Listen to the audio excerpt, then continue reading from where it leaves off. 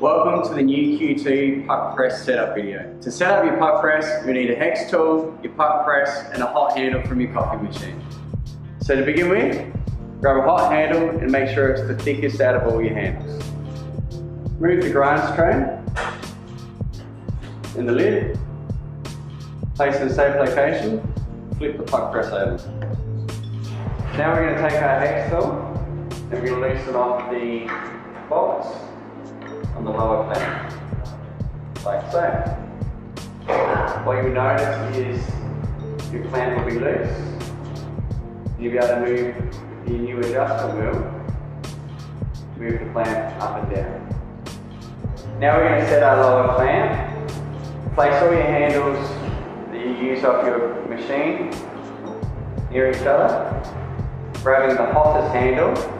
What we're going to do is we're going to place the grip handle into the Puqpress and lower the clamp to determine which one is the thickest by the amount of resistance we feel on the clamps.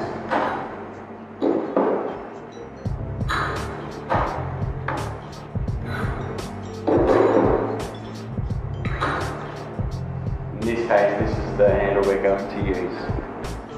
Once we've decided which handle we're going to set our Puqpress up with, we want a little bit of resistance on the handle, but we don't want don't want too much friction, because during service we want to place our handles in there smoothly and we don't want it to grab on the clamps.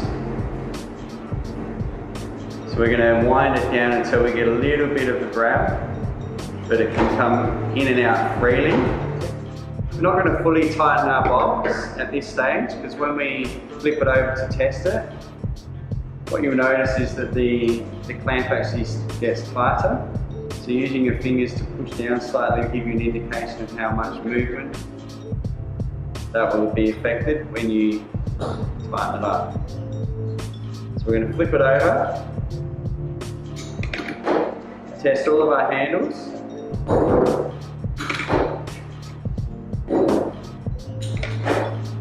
Once we're happy with the setting, we're going to fully lock off these bolts. Dose 1.5 times your usual dose and set your coffee handle aside. Now we're going to plug in our Puqpress,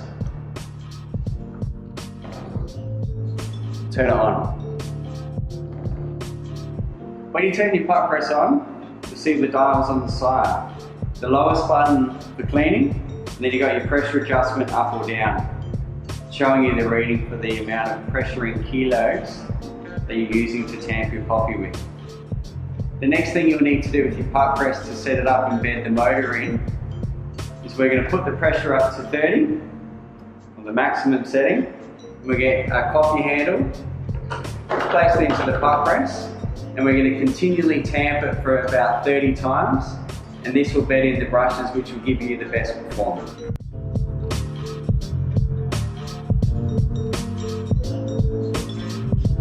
Things to look out for.